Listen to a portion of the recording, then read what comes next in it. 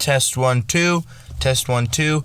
What is up, everyone? Welcome back to the first episode of the Preston Sports Podcast in November.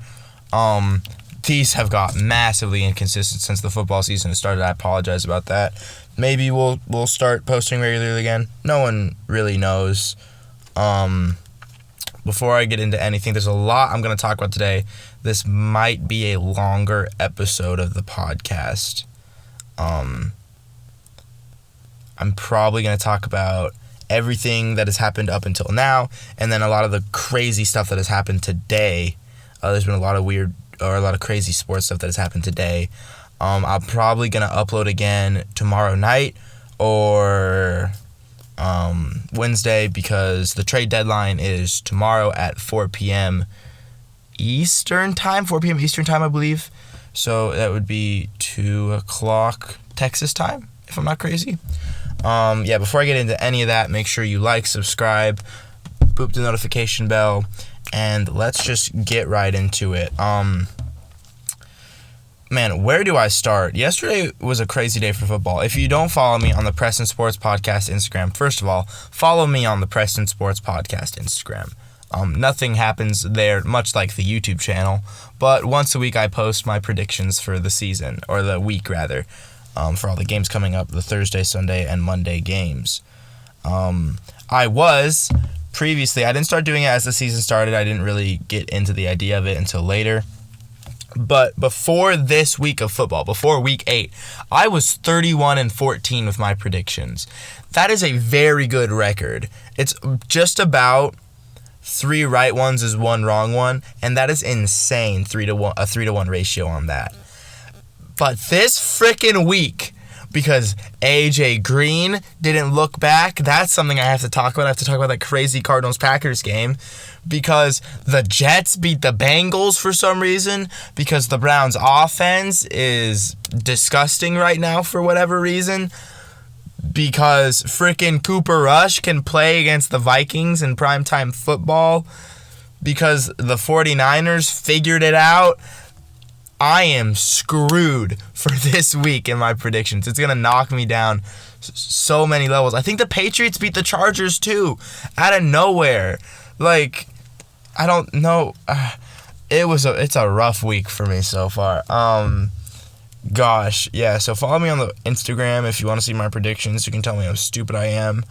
I don't think I've predicted a Cleveland game right so far, besides me predicting them to beat the Broncos. That's tough. I guess I'll just start with Cleveland, because that's what I know most about. Obviously, lost to the Steelers 10-15. It was a disgusting game, and I have a lot of in-depth thoughts about this, and I'm probably going to make that. I'll go into it a little bit here. People need to stop blaming Baker, and they need to stop blaming the defense. I don't care. The defense held the team to 15 points. And the touchdown they got was an incredible mind-boggling catch by a tight end. So it wasn't like they were just able to score at will. That was not the case at all. I mean, the defense played fine. Like, there was a fake field goal, and the defense played lockdown on that even. Like, the defense played perfectly fine. There was nothing wrong. They got 2 sacks on Ben. There wasn't any takeaways. But, they were getting 3 and outs relatively consistently. The defense played fine. Joe Woods, granted, Joe Woods is not the best defensive coordinator, and he doesn't really use his players' strengths. But you also have to figure, there was no John Johnson, no Jeremiah Owusu-Koramoah, and no Denzel Ward. Arguably the best player for the Browns at their respective positions, the best linebacker, the best safety, and the best corner for the Browns. So let's calm down a little bit on the defensive hate, and let's calm down on the Baker hate. I maybe saw, because I was able to watch the game yesterday, I saw one inaccurate pass from Baker. There was one where it kind of just I think it was his first one, and maybe it was Jarvis, it kind of just went over his head. There was one to Higgins that Higgins should have caught. Baker threw it a little behind him because there was a defender. He was trying to lead him away from the defender. Jarvis I understand, you can't blame one player for a game. And as much as I love Jarvis, I think Jarvis lost us that game. There was a first down. So first of all, gets the ball, breaks a tackle, and then he just fumbles. Now, that would be a really big problem if the defense wasn't playing as well. The defense forced a 3 and out. We really only lost clock. It really would have worked in our favor if that was it. Baker was good yesterday. I was impressed. Baker on 3rd and 4 ran for a first down, got hit late. It wasn't thrown a flag. He hit him hard on his hurt shoulder. What does he do? He gets up, yells, throws his fist, pumps up the crowd. Like the passion Baker was playing with yesterday was incredible. It just sucks that the offense let him down. Jack Conklin got hurt. He's going to miss significant time. Now, granted, Blake Hance, after a couple iffy pass protections in the end of the second quarter, rather, held T.J. Watt. And this is my thing. T.J. Watt, I don't think he's like this crazy edge rusher that people make him out to be. Personally, our backup right guard did a pretty good job at holding him. I'm just saying. So, anyways, Jarvis could have had a first down. Hits his hands, drops it. He was wide open. Hits his hand, he drops it. That never happens. So I'm worried, is Jarvis hurt? We go back to him on 4th and 12. You need to catch this ball. Jarvis is in double coverage.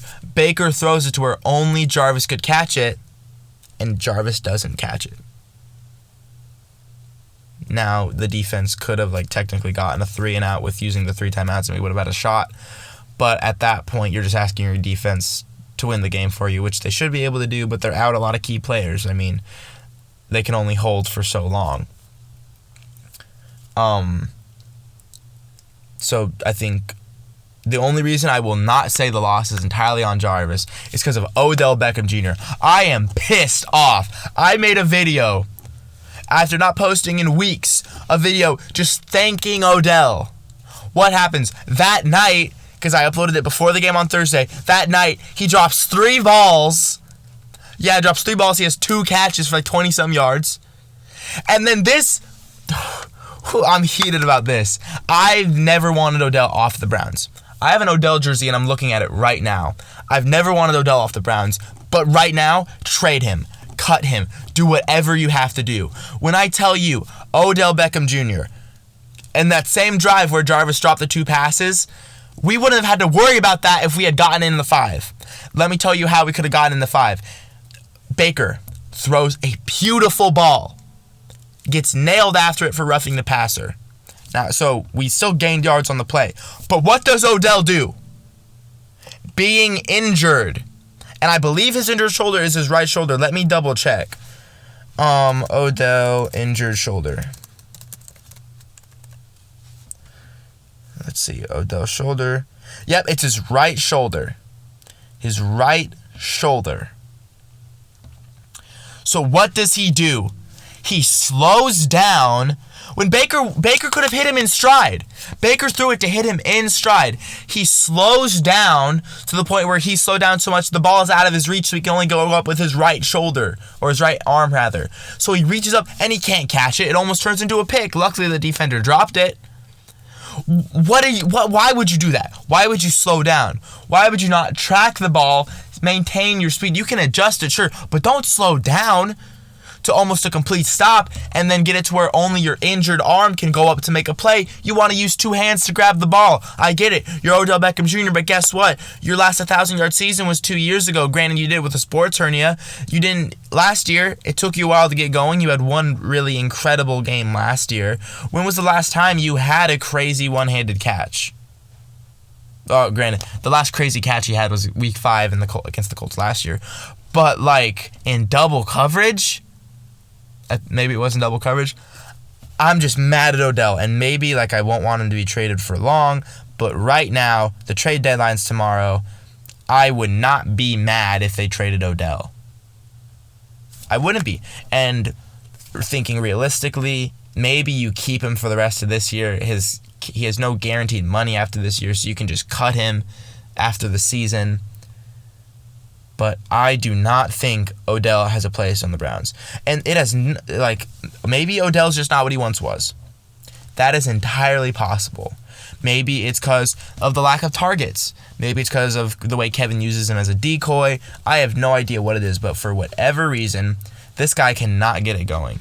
And I don't even think it's a chemistry problem with him and Baker. Him and Baker have great chemistry. Off the field, they have great chemistry, and at least on the practice field, they have game chemistry. And, I'm no football expert per se, but I don't think that just because you step on and you're playing a game, like, I understand the pressure's a little different. I had to drink, excuse me. Maybe the pressure's different, but that does not mean that you're just bad as a duo. That's not how that works. Maybe it is for them. I'm just upset with Odell.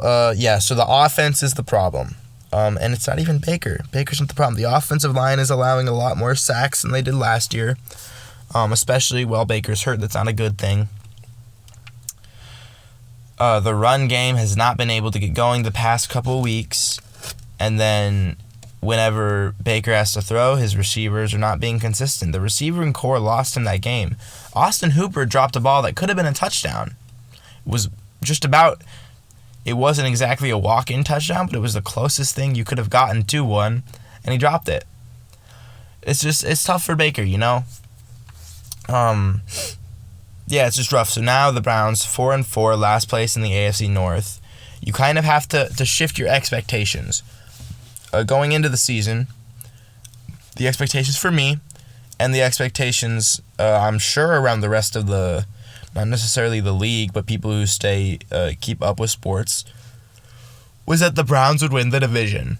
And it was because the Bengals, no one predicted the Bengals to be good. The Steelers, say what you will, not the best team in the league. I think they played above their talent level yesterday. And even then, they only put up 15 points, And then you look at Baltimore. Now, Baltimore has been a big surprise for me this year because Baltimore was injured. Just everyone got hurt. They lost their first 3 running backs. They lost their second corner. They lost their left tackle. So, props to Lamar, carrying the team right now, playing phenomenal football. Lamar has proven me wrong. I am comfortable calling Lamar a top 5 quarterback in the league now, not especially as a passer, but factoring in his passing ability, he's shown tremendous improvement in his ability to throw the football. As a Browns fan, I hate to see it. As a football fan, super excited for him. That's really all I want to say about the Browns before I start crying. What else has happened? Oh, the other massive thing, the Jets beat the Bengals? What is more Bengals? You come out, blow out the Ravens, who just blew out the Chargers, who blew out the Browns. Herbert was playing phenomenal football. He was in the MVP race. And then he just gets slapped by the Ravens. And so you're thinking, oh my gosh, the Ravens are legit. The Chargers, they beat all these good teams. And then they just they survived the shootout with the Browns. And so they're going to beat the Ravens. The Ravens are injured, blah, blah, blah. And then the Ravens just slap them. Well, shoot, what do you got to do next? You got to go out and get slapped by the Bengals. And then what did the Bengals do? They get slapped by the Jets. It wasn't even the Zach Wilson number 2 overall pick Jets. It was, I think his name's Mike White. Someone I've never heard of before yesterday. Threw for 400 yards. How? And I guess it's a young team. You're going to have growing pains. I thought the Bengals played over their talent a little bit against Baltimore, but I didn't think they played that far over it. I still thought the Bengals had a very good defense and a very good offense, and honestly, the offense wasn't even the problem for them yesterday. Allowing 400 yards to a backup quarterback in his first NFL start is just crazy. The offense put up 31. The Jets put up 34. I think Joe Burrow had a fine game, I believe so. 3 touchdowns, 1 interception, and that's just because a ball was batted up and picked off by a lineman. That's not necessarily Joe's fault. Mike White just, and this is the crazy thing to me. Now granted, he threw 2 interceptions, but he only threw 8 incompletions. Can I find his completion percentage? I don't know what it was for that game, but his season completion percentage is 74. And so, I don't know, 37 to 45 is very impressive.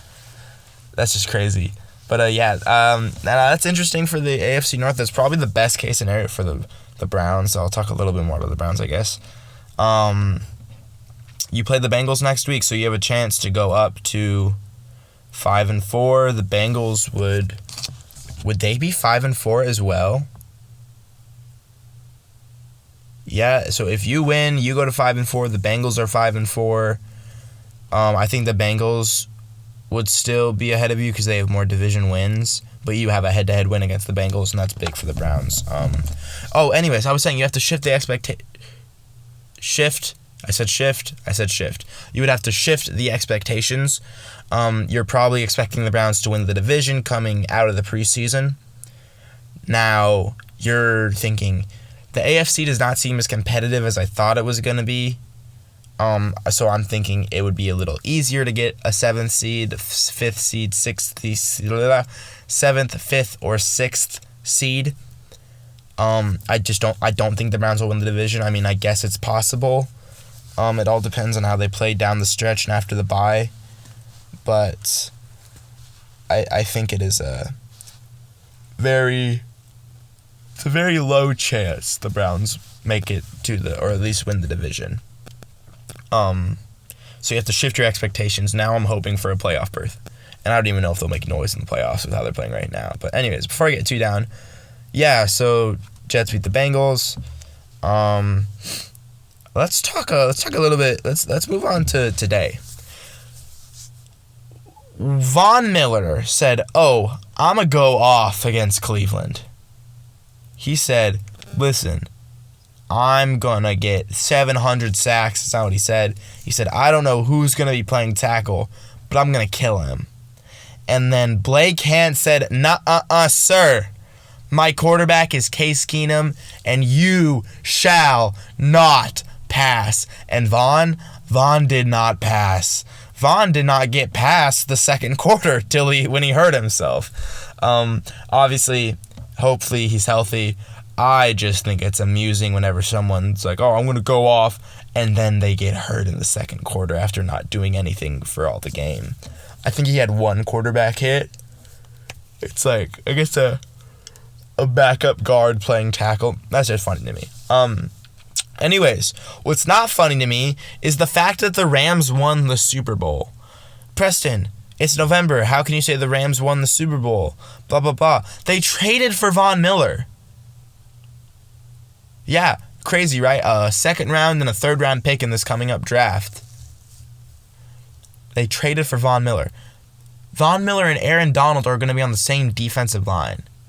Now, this is my same logic for Miles and Jadeveon on the Browns. Sure, Jadeveon, Von Miller, not what he once was. He's still very good, just not how crazy he was coming out of A&M. Jadeveon, a little overhyped coming out of college. Shouldn't have been the number 1 overall pick. But it's still okay. So if you get him where Miles is getting the double teams, if you get him where Aaron Donald is getting the double team, the triple team, and then you just get him one-on-one, that creates a very difficult problem to where you're going to have someone chipping. So you can put a double team on Aaron and then have someone chip Von, so you still get a double team on them. Or you could freaking put Aaron Donald and Von Miller both at edge spots and see what happens. That opens up so much for this defense as far as the way they rush. And don't forget, they still have Leonard Floyd, who's no scrub. He's not the best in the league, but he's no scrub. I mean, the way the Rams build their roster, why do I always yawn? The way the Rams have built their roster is super impressive because they've basically said, yes, we have these draft picks, and like most of the league, they will build their teams through the draft, and they will try to get young, talented players. The Rams have said, no, why would we do that? Why would we take a chance We took Jared Goff with the number 1 overall pick, and he did not turn out so great. So why not just trade the picks for proven players, And it's worked for them.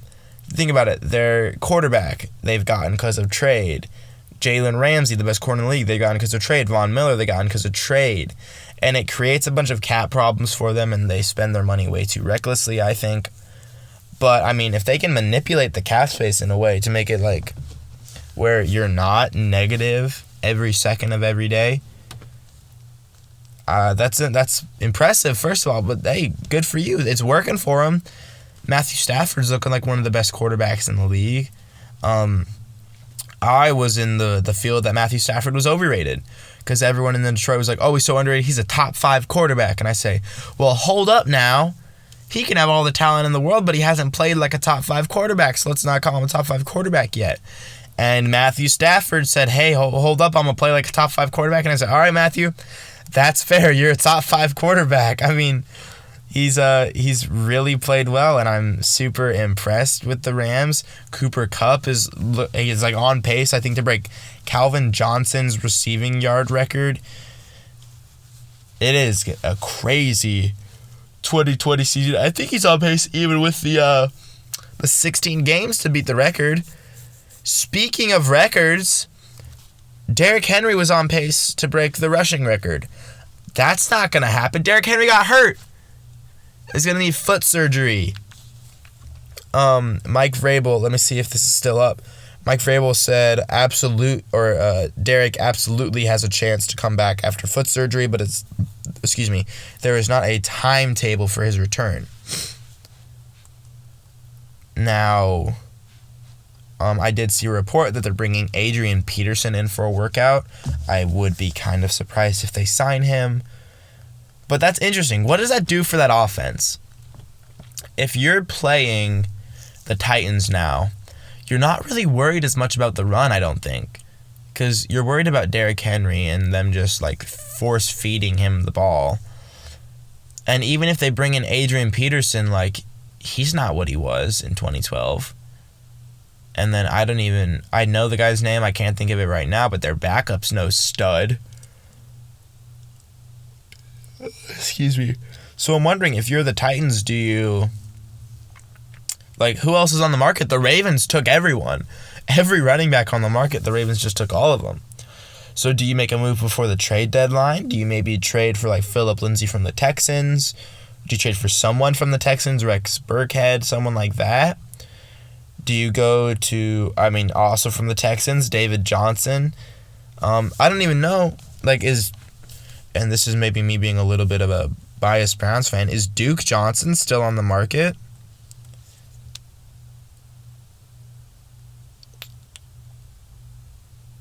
He's on Miami right now. So maybe you can't get him, but maybe they go out and sign Todd Gurley. Shoot. I'm pretty sure he's still a free agent. Why not? I don't know if that'd be better or worse than Adrian Peterson, but I'm thinking about it. Shoot, maybe you do sign Todd Gurley to a 1-year deal. And then even then Derrick Henry comes back. If you can get Todd on limited carries. Now, granted, Todd's not what he once was, and it makes me sad, but I would love to see Todd Gurley play football again. Now I'm just sad.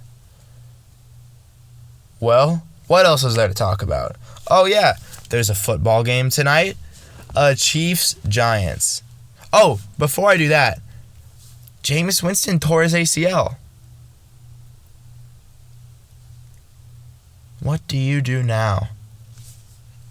Before I say too much about Trevor Siemian, what is Taysom Hill's status?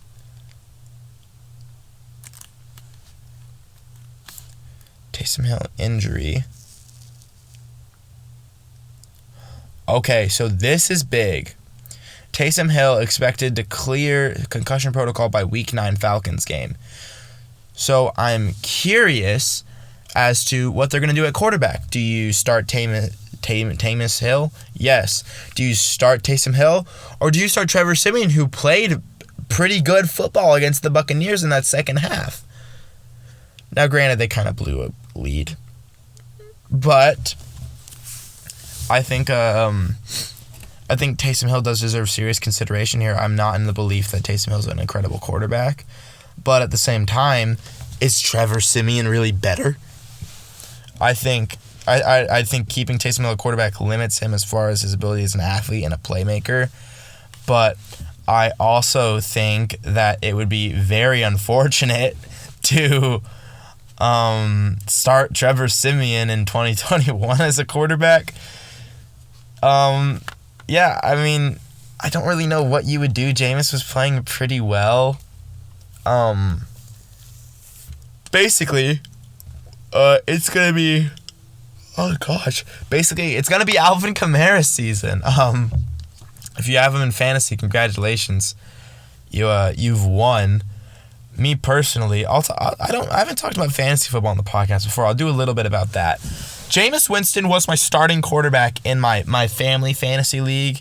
I have a family one, and then I have one with my friends. So in the family fantasy league, I'm gonna be real with you guys. It is tough around here. I am losing. So I'm losing right now. I have a 90. It's 93 to 69. And I have Danny Dimes left, and he's playing Kansas City. So hopefully he just puts up insane numbers tonight. But it's really tough. So let me tell you, in my first 3 rounds in this fantasy league, I drafted Christian McCaffrey, Clyde Edwards-Helaire, and George Kittle, all of whom are on IR right now. Like, it's gotten so bad, I picked up Deshaun Watson in hopes that he gets traded to the Dolphins, which ended up being a good thing because I need a quarterback. DJ Moore has been bumming out. Leonard Fournette kind of bummed out. Luckily, I picked up Randall Cobb, and he went off. The Buffalo defense did fine for me. Jason Sanders did fine for me. But I'm 2-5. I'm probably going to be 2-6 after this week. There's a 6-1. There's a 5-2. There's a 5-2. I mean, like 6-1, 4-3. I guess I'm not lost, but it's an uphill battle for me. Now, on the other hand, the fantasy league with my friends, I am insane, let me tell you. So I think I started. Let's just go. So let's go back to week 1. I think I won week 1, if I'm not mistaken. So I won week 1. I put up 135. Tyreek Hill did his thing for me. We go to week 2. It gets rough for me. I lose. I only put up 92 points. You hate to see it, but it could have gone a lot worse for me. Week 3. Oh no, it's week 3. I lose again. I'm 1-2. You're thinking, Preston, this is really tough for you. Whatever will you do? I'm gonna tell you what I do. I go to week 4. Dub, 127-98. The guy I beat was undefeated at the time. This was when Tyreek Hill played Philly and had like 3 touchdowns. He put up 50 points for me. All right, Preston, what else are you gonna do? We go to week 5.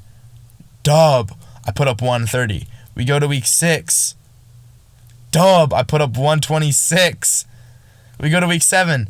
Dub, I only put up 102, but I still got the dub. We go to week 8, and I'm currently up 94-68, and I think, so the guy I'm playing still has Evan Ingram, but I still have Tyreek Hill. So what I need to do is just put up anything with Tyreek Hill and hope Evan Ingram just doesn't catch up and overlap.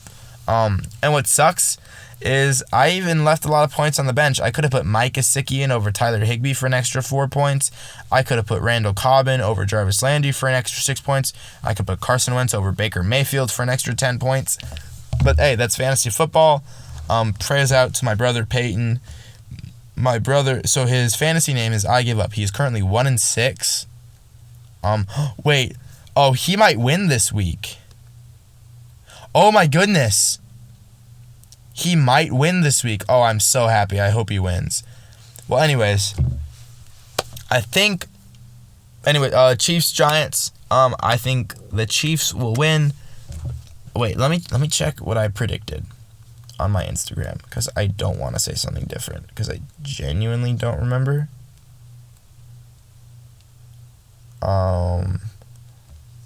I said that the Chiefs will win. I don't think it's going to be a very good football game. Granted, if the Chiefs were to bounce back, this would be the week to do it. Hopefully they bounce back with Tyreek Hill, personally. But I think the Chiefs will win. I think the Giants might be able to put up some points, but I do not think it's going to be an incredibly pretty football game. That is all I will talk about today. I will be back tomorrow or Wednesday to talk about everything that happened at the trade deadline. I'll make sure you're keeping up, and then I'll break it down, talk about what I think of the moves, if I think it's a good move, bad move, and what that means for the future of both teams. Thank you all so much for listening. Again, don't forget to like, subscribe, boop the notification bell, comment down below what you think about what I talked about today, and I will get back to you all tomorrow or Wednesday. Peace out.